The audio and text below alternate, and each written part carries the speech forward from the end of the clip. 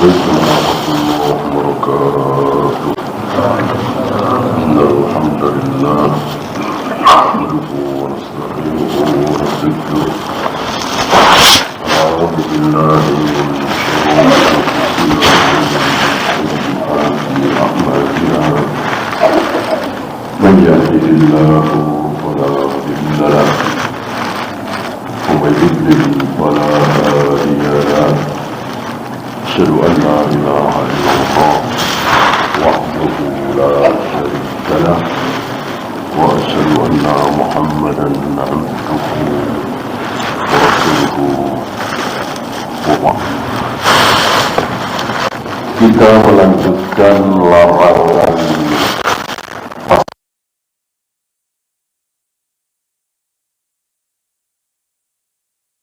larangan melaknat. Sampai-sampai Nabi tidak mau bersama unta yang sudah dilaknat, padahal yang melaknat seorang wanita. Nabi menyuruh barang-barang yang ada di atas unta itu diambil. Bagaimana kalau yang melaknat Allah, yang mengutuk Allah, sebagaimana kaum Ad, kaum Samud, negeri Madian dan seterusnya, daerah-daerah yang pernah diazab. Seorang wanita saja melaknat, Nabi tidak mau bersama unta yang sudah dilaknat itu. Nah, ini menunjukkan betapa melaknat itu sangat-sangat terserah. Tapi ini menunjukkan kedalaman ilmu beliau, ya. Setelah bab ini, beliau membawakan bab jawazu la'ni ba'di ashabil ma'af. Bolehnya melaknat sebagian ahli maksiat. Dan ini salah satu manhaj yang ditempuh oleh beliau di kitab beliau yang luar biasa.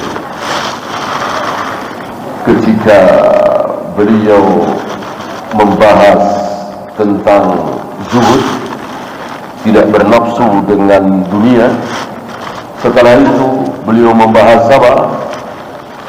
Keutamaan orang yang mencari nafkah, lelah capek demi anak istri bisa makan.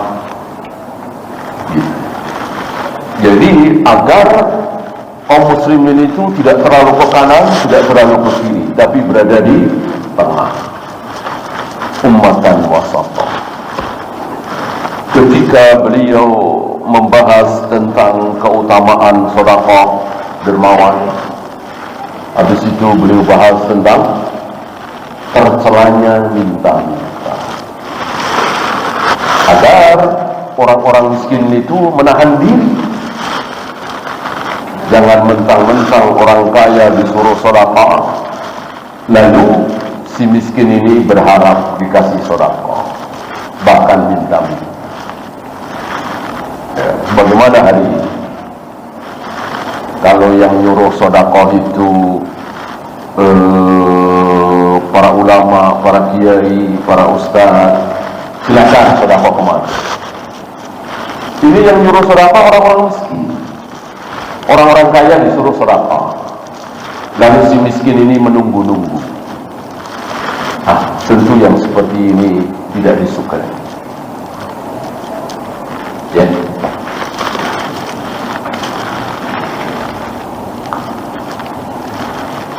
termasuk bab ini. Setelah beliau membawakan bab betapa haramnya mengutuk, mencaci, melaknat, ternyata ada sebagian maksiat, ahli maksiat yang boleh dilaknat. Ya. Yang pertama sudah tentang menyambung rambut. Wanita-wanita yang menyambung rambut itu dilaknat, dikutuk. Kemudian yang kedua, ini yang hadisnya, yang ayatnya kan sudah berlalu. Yang kedua, pemakan riba. La'anallahu akilan riba. Allah mengutuk, melaknat orang-orang yang memakan riba. Tentu ada terusannya. Yang memberi makan orang lain riba, yang menulis, yang menjadi saksi, dan seterusnya. Seluruh yang andil dalam riba, membantu terlaksananya riba, dikutuk, dilaknat.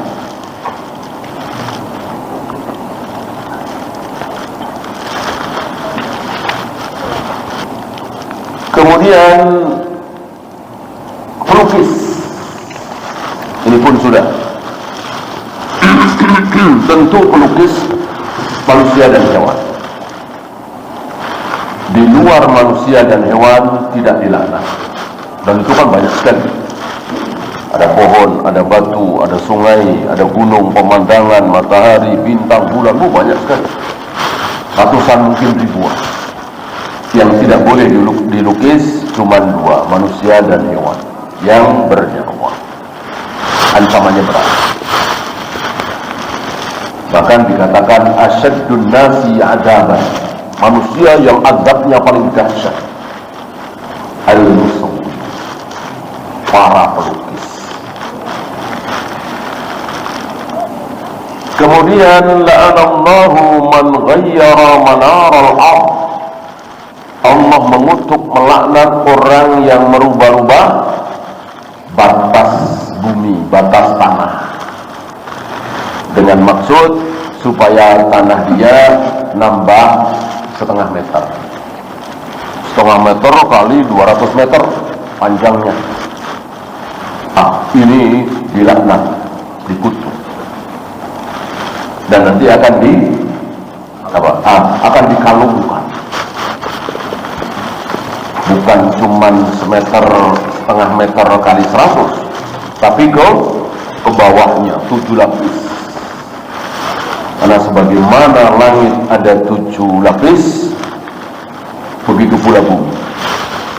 Ketujuh-tujuhnya akan dikalungkan ke orang yang merubah batas tanah, mendolimi tanah orang lain, mengambil hak tanah orang lain.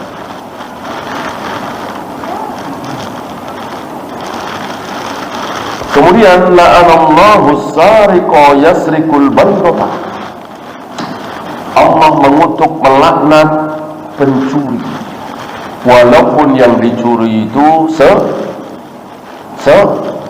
sebutir telur, murah sekali, harga yang murah sekali. Tapi kalau ia dapatkan dengan cara mencuri, dikutuk, dilaknat.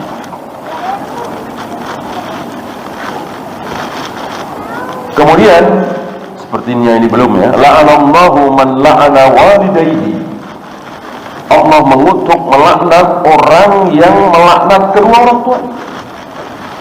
Ini dosa yang luar biasa. Orang tuanya sendiri dikutuk, dilaknat.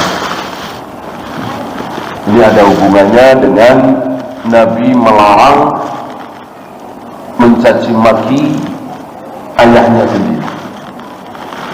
Sahabat bertanya, apa ada orang mencaci maki, menjelek-jelekkan ayahnya sendiri? Nabi menjawab, ada, yaitu ketika dia mencaci maki ayah orang lain. Si fulan punya ayah, saya jelek-jelekan, saya caci maki, saya ledek. Tentu si fulan yang ayahnya saya ledek gak terima, dia balas mencaci maki ayah saya. Itu sama saja. Nah, orang yang menjadi penyebab terjadinya sebuah keburukan, dia akan mendapatkan keburukannya. Nah, ini pun bisa kita kutuk, kita laknat orang tua si fulan nggak terima, gantian melaknat orang tua kita. Ini pun haram, ini pun dosa.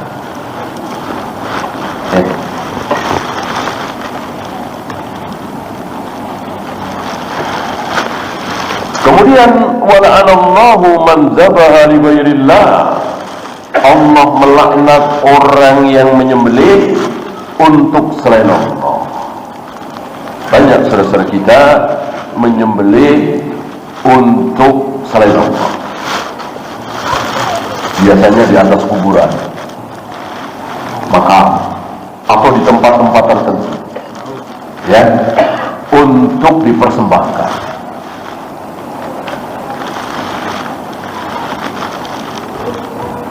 Walaupun sebagiannya mungkin dimakan, ya. Ini terkutuk, terlaknat. Oleh karena itu, inti daripada peribadatan misalnya dalam kurban, akikah, itu adalah menyembelih, mengalirkan darah kambing itu, darah sapi, darah unta, intinya. Maka Nabi pernah melihat seorang sahabat yang menyembelih kambing kurban sebelum sholat Idul Adha. Nabi mengatakan, ulang, gak sah. Gitu. Termasuk 14 Dzulhijjah. Kan penyembelihan itu diberi waktu 10, 11, 12, 13 Dzulhijjah. Ini telat sehari atau mungkin telat beberapa jam. Selesai 13 Dzulhijjah itu hari Selasa. Nah, kita menyembelih hari Selasa itu habis maghrib.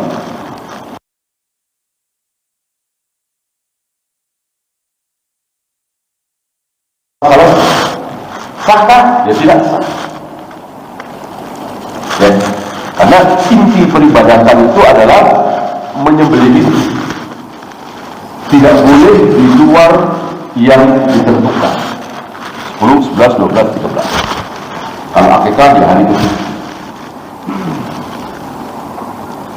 Ya. Adapun makannya bebas. Kita makan hewan korban itu tanggal 15, tanggal 17, bahkan sudah habis Dzulhijjah, bahkan hari ini, enggak masalah. Apa jadi haram kan tidak?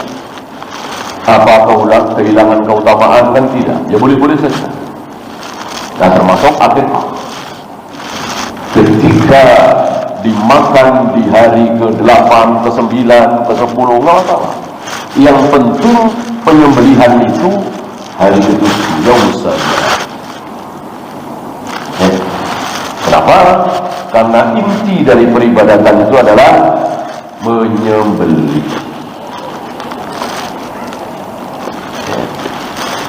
Maka dikatakan inna sholati wa nusuki, ya, masuk ke dalam nusuk. Penyembelihan itu masuk ke dalam nusuk. Oleh karena itu, mau dimakan mau tidak, kalau perlu menyembelih. Kapan misalnya kedua anak Adam, anak pertama dan anak kedua Adam, kan belum ada pakai meski, belum ada yang perlu diberi daging kurban, tapi disuruh. Karena memang intinya mengalirkan darah. Dimakan atau tidak itu urusan nanti. Maka sangat keliru kalau sebagian saudara kita itu menganggap bahwa inti kurban adalah bagi-bagi daging. Maka berkurbanlah di tempat-tempat miskin yang jarang kurban, karena mereka mengira bahwa inti penyembelihan kurban adalah bagi-bagi daging, berbaikan. Tentu tidak seperti itu. Nah, ya boleh-boleh saja, silahkan, sah. Tetapi akan hilang beberapa keutamaan.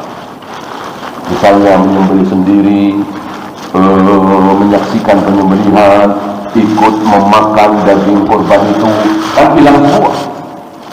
Kalau kita berkurban di tempat yang jauh, di kampung misalnya, di Sulawesi misalnya, di Kalimantan misalnya, yang jarang yang kurban di situ, walaupun dosa, tentu kita kehilangan banyak keutamaan. Karena sekali lagi, inti daripada kurban itu adalah, akikah itu adalah menyembelih. Kalau intinya bagi-bagi daging, tentu sangat kelamaan. Karena kan setahun sekali. Masuk bagi-bagi daging, perbaikan gizi kaum muslimin miskin setahun sekali. Tentu akan lebih baik 3 bulan sekali, syukur-syukur 2 bulan sekali, sebulan sekali. Kalau intinya bagi-bagi daging.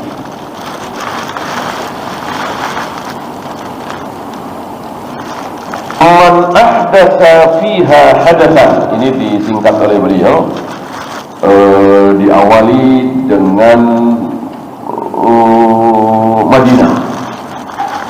Hadis ini yang diriwayatkan oleh Imam Bukhari, Muslim dan lain-lain, ini membahas tentang keutamaan kota Madinah, kota Nabi sallallahu alaihi wasallam.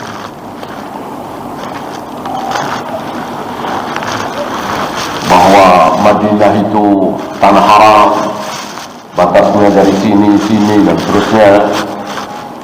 Lalu ada kalimat man ahdatsa fiha, barang siapa yang berbuat ihdas, apa? Berbuat bid'ah, mengamalkan ajaran agama, sholat misalnya, saum misalnya, baca sholawat misalnya, tapi yang tidak pernah dicontohkan oleh Rasul dan para sahabat, bid'ah. Di Madinah rupanya berbeda ya, berbuat bid'ah di Jakarta, di Bandung, di Kuala Lumpur dengan di Madinah berbeda. Siapa yang membedakan? Nabi sallallahu alaihi wasallam. Mungkin tidak ada laknat, dosa jelas dosa. Tidak ada laknat yang berbuat bid'ah di Jakarta, di Bandung, di Surabaya, di Mesir. Nah, adapun di Madinah ada kutukan, ada laknat. Saya bacakan. Man ahdatsa fiha, hanya ini kembali ke Al-Madinah. Barang siapa yang berbuat bid'ah di kota Madinah, kota sunnah Madinah ini, dimana bukan kota sunnah. Sunnah itu berawal dari sini. Hadatan dengan sebuah bid'ah, entah berupa salat, berupa saum, berupa sholawat, berupa apapun, bid'ah kan banyak. Yang jelas ibadah mahdhah, ibadah ghairu mahdhah nggak ada bid'ahnya. Yang ada bid'ah khusus ibadah mahdhah. Wa muhditsah, atau memberi tempat, membantu orang yang berbuat bid'ah. Tidak berbuat bid'ah, tapi memberi tempat, membantu, memberikan fasilitas. Mungkin masjid, mungkin tempat, mungkin makanan, mungkin rumah, untuk ahli bid'ah melakukan bid'ah di kota Madinah. Ya. Fa'alaihi la'natullah, maka dia akan mendapatkan laknatullah, wal malaikati, laknat para malaikat, wan nasi ajma'in, laknat manusia. Ini ancaman bagi orang yang berbuat bid'ah di kota Madinah, berbeda dengan kota lain. Ya. Sampai ada kisah menarik, ada seorang wanita yang tinggal di Madinah, walaupun dia bukan asli Madinah, dia punya keluarga. Dia punya keluarga yang kurang taat. Istrinya nggak pakai jilbab, suaminya motong jenggot, jarang sholat, begitulah. Ya. Lalu saudaranya ini, kakak atau adik kalau tidak salah ya, nah namanya saudara ya, mau mengunjungi si wanita ini. Wanita ini wanita taat salihah. Dia teringat hadis ini. Dia takut. Jangan-jangan memberi tempat nih. Lalu beliau tanya, wanita ini tanya kepada Syekh Utsaimin.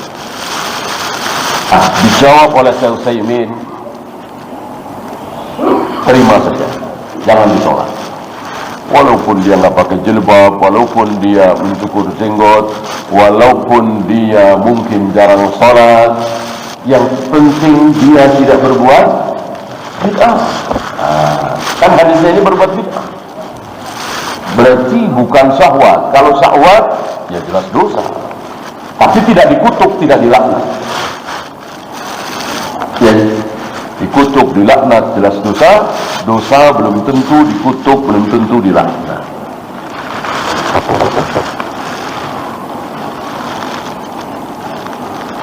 Ini semakin membuktikan bahwa iblis lebih suka dengan bid'ah-bid'ah itu daripada maksiat syahwat.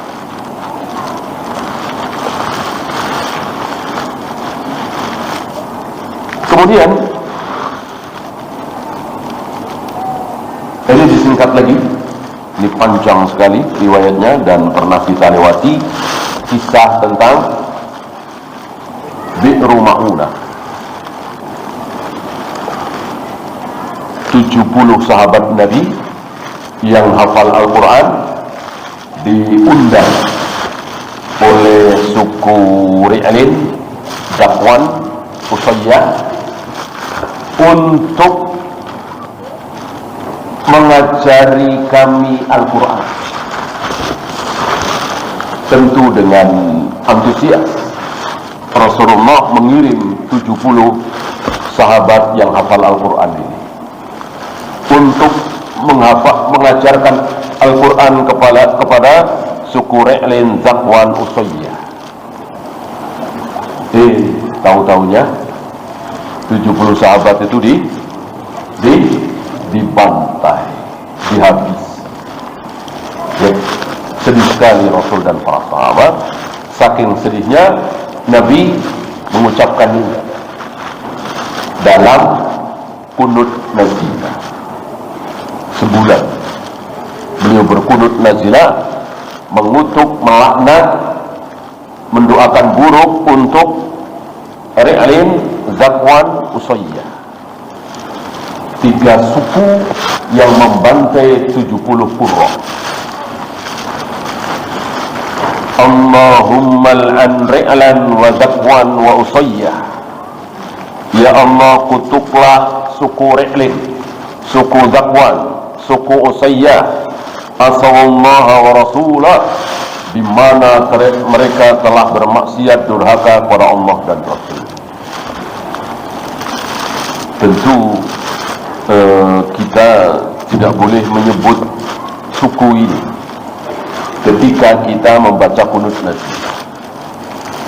Dengan demikian, kunut nazilah adalah kunut yang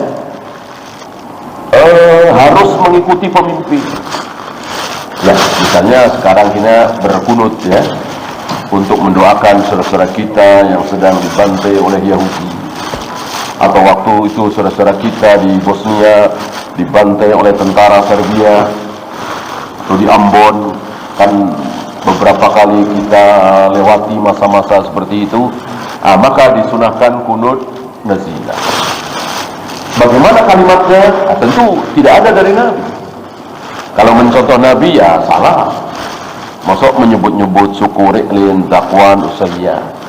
Tentu kita sebut saudara-saudara kita yang di Gaza, yang di Bosnia waktu itu, yang di Ambon, ya. Nah, agar seragam se-Indonesia, syukur-syukur sedunia, ada yang tentu penguasa, ya. Agar kunut nazilah itu ya minimal se-Indonesia seragam.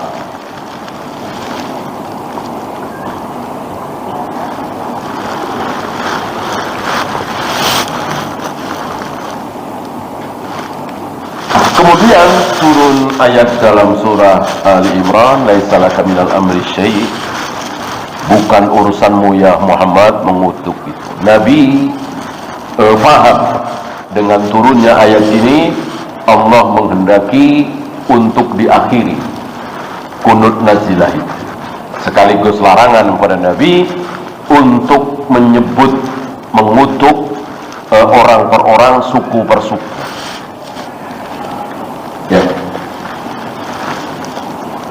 Adapun yang boleh tadi, Allah mengutuk para pencuri, Allah mengutuk para pemakan riba, Allah mengutuk orang yang merubah batas tanah, Allah mengutuk orang yang menyembelih untuk selain Allah. Adapun ya Allah kutuklah si A, kutuklah si B, kutuklah si C, apalagi masih hidup, tidak boleh. Ya. Walaupun sekejam, sezalim, sedahsyat siapa itu Netanyahu, bolehkah dikutuk, dilaknat, disebut namanya? Belum boleh, belum boleh. Ya. Karena tentu tidak mustahil orang-orang zalim itu akhirnya masuk Islam. Ya. Nah, termasuk kan suku Re'lin, suku Zakwan, suku Usayyad punya anak cucu apa tidak? Jelas. Gimana nasib anak cucunya? Muslim semua. Muslim semua sampai hari ini. Termasuk harapan Nabi terhadap penduduk Taif. Ketika penduduk Taif itu habis-habisan mengusir beliau, melempari beliau, mencaci maki beliau. Kemudian Jibril mendatangi beliau saat beliau lelah, capek, sakit, haus karena diusir dan disakiti oleh orang-orang Taif. Jibril mengatakan bahwa Allah telah menguasakan engkau terhadap malaikat penjaga gunung. Ya. Kalau antum pernah ke Taif, tentu antum menyaksikan gunung yang sangat besar itu. Ya, namanya juga gunung, ya. Kan dari Mekah tuh naik terus menunjukkan besar, ya. Beda dengan Uhud, ya cuman segitu. Nah, kalau engkau mau ya Muhammad, biarlah malaikat penjaga gunung ini mengangkat gunung ini dan ditimpakan ke orang-orang tadi. Ya. Apa jawab Nabi? Apa jawab Nabi? Aku berharap anaknya, cucunya, cicitnya dari sulbi mereka akan beriman. Dan harapan Nabi menjadi kenyataan sampai hari ini. Insya Allah tidak ada satupun orang Taif yang Buddha, Hindu, Konghucu, ateis, Yahudi, Nasrani, tidak ada. Semuanya Muslim 100% sampai hari ini. Dan sampai saat yang ditentukan oleh Allah. Ya, harapan Nabi menjadi kenyataan. Maka begitupun kita mesti. Kita punya masjid, kita punya sekolahan, pesantren sunnah, diganggu, dicaci maki oleh si fulan. Ya. Bolehkah kita berharap si fulan membenci sunnah, si fulan antipati terhadap dakwah kita, tapi kita berharap dari anaknya, cucunya, cicitnya mau belajar sunnah, mau membela sunnah? Boleh. Dan itu pun sering terjadi. Maka jangan putus asa. Ya. Tidak dapat orang tuanya, ya anaknya nggak dapat, cucunya, cicitnya, dan seterusnya. Sebagaimana harapan Nabi Sallallahu Alaihi Wasallam. Kemudian satu lagi, dua lagi, ya. La'anallahu al-yahuda ittakhadhu qubur anbiya'ihim masajid. Allah mengutuk orang-orang Yahudi. Ini sering diucapkan oleh Nabi dalam dakwahnya, kemudian diulang lagi oleh Nabi untuk terakhir kalinya 4 atau 5 hari sebelum beliau wafat. Beliau mengulang di kali yang terakhir, kira-kira 4 hari sebelum beliau wafat. La'anallahu al-yahuda, di lain wan nasara. Allah mengutuk orang-orang Yahudi Nasrani. Kenapa? Ittakhadhu qubur anbiya'ihim masajid.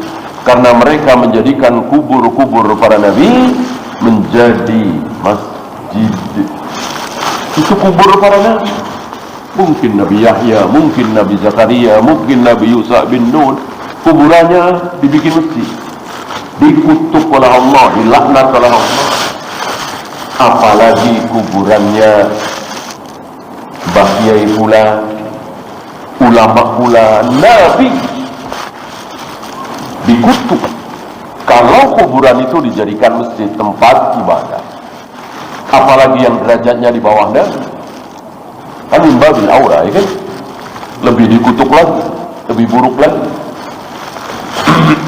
Nah, lihat hari ini kaum muslimin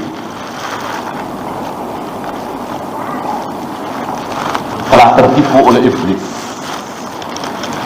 Yang mestinya dijauhi, yang mestinya diperingatkan, ditahdir, dengan bangga. Dengan bangganya kalau kakeknya, gurunya dikubur depan masjid, satu area dengan masjid, syukur-syukur di dalam masjid. Ini tipuan iblis, menipu mereka, talbisul iblis.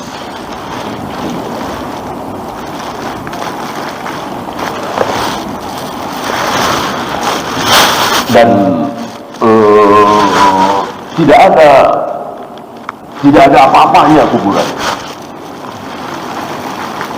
Mungkin saudara-saudara kita yang terkena subhat dari kecil akan aneh dan marah, mengatakan mau kuburan para wali, gak ada apa-apanya, gak ada keberkahan.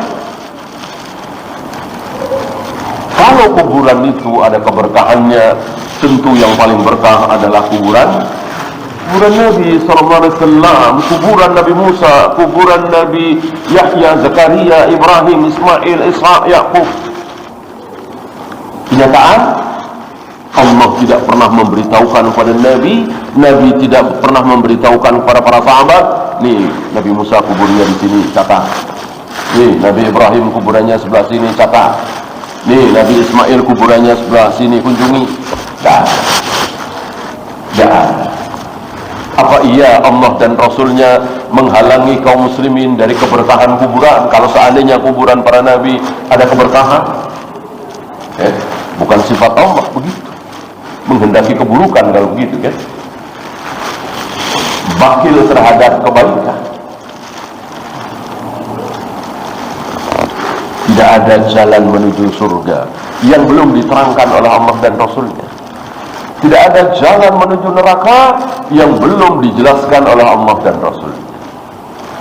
Jika kuburan para nabi, para rasul mengandung berkah, ada kebaikan, tapi Allah dan Rasulnya tidak pernah memberitahu kepada manusia ada kebaikan di situ, tidak dijelaskan oleh Allah dan Rasul, ya, maka tidak perlu kita tahu kuburan Imam Syafi'i, kuburan Imam Bukhari, kuburan Hasyim Asy'ari, Ahmad Dahlan, ulama-ulama kita, pahlawan, enggak perlu tahu. Ya kalau memang sudah tahu ya sudah. Siapa yang dekat-dekat situ silakan ziarah di situ. Yang jauh-jauh ya jangan. Karena ziarah kubur bagian dari ibadah, bolehkah ditempuh dengan safar? Boleh apa tidak? Tidak boleh. Ziarah kubur bagian dari ibadah mahdoh, tidak boleh dikunjungi dengan safar.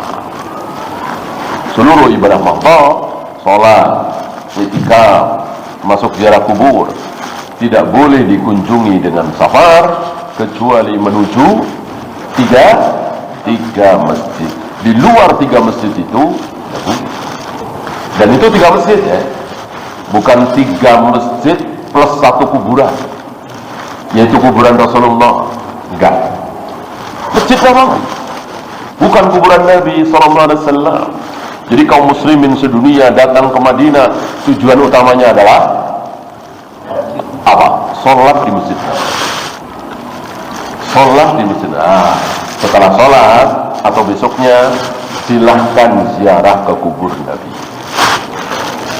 Bukan niat awal adalah menziarahi kubur Nabi, tidak sama.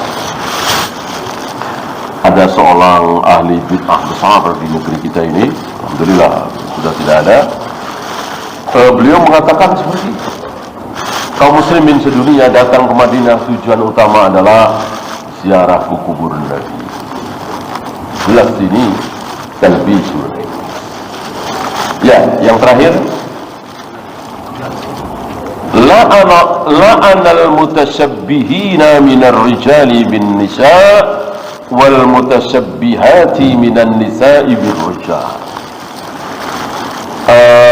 Allah mengutuk, melaknat laki-laki yang berpenampilan, berpakaian seperti wanita, dan melaknat para wanita yang berpenampilan, berpakaian seperti laki-laki. Dan ini adalah sesuai dengan urf. Dan ini adalah sesuai dengan urf. Ambil contoh sekarang, misalnya laki-laki kita pakai rok, nah misalnya, ya tentu ini termasuk tasawuf. Kapan? Sekarang. Zaman Nabi? Zaman sahabat? Tidak. Kan ada pakaian apa? Tuban istilahnya. Apa itu tuban? Celana yang agak pendek tapi tidak ada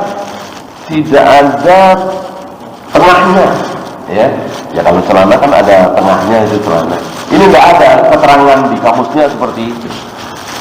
Ya apa kalau bukan rok? Iya kan?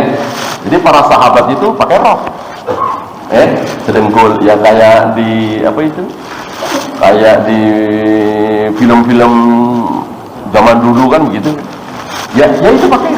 Ya wanitanya tentu panjang, pakai abaya begitu, ya kan? Berarti sesuai dengan uruf zamannya untuk pakaian.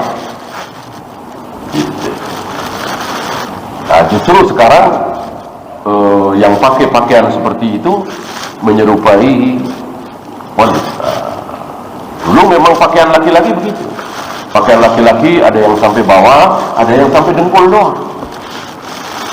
Bawahnya apa, biasanya pakai sendal diikut-ikut, apa, panjang gitu ya.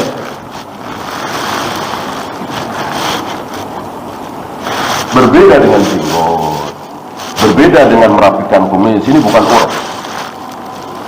Nah, banyak saudara-saudara kita yang salah paham. Ini uruf. Uruf orang Indonesia nyukur jenggot, ya sunnahnya potong jenggot, ikutin uruf. Nggak bisa. Uruf itu tidak disabdakan oleh Nabi. Yang disabdakan oleh Nabi sudah bukan uruf lagi. Ya, bagaimana model pakaian, Nabi kan tidak bersabda pakaian seorang muslim itu begini, enggak. Itu uruf. Urufnya pakai kemeja, pakai sarung, pakai celana panjang, ya silakan. Kalau di Saudi urufnya pakai jubah, ya silakan. Sunahnya seperti itu. Allahu. Ya silakan azan dulu. Sallallahu ala Muhammadin sallallahu alaihi wasallam wa akhiru da'wana alhamdulillah.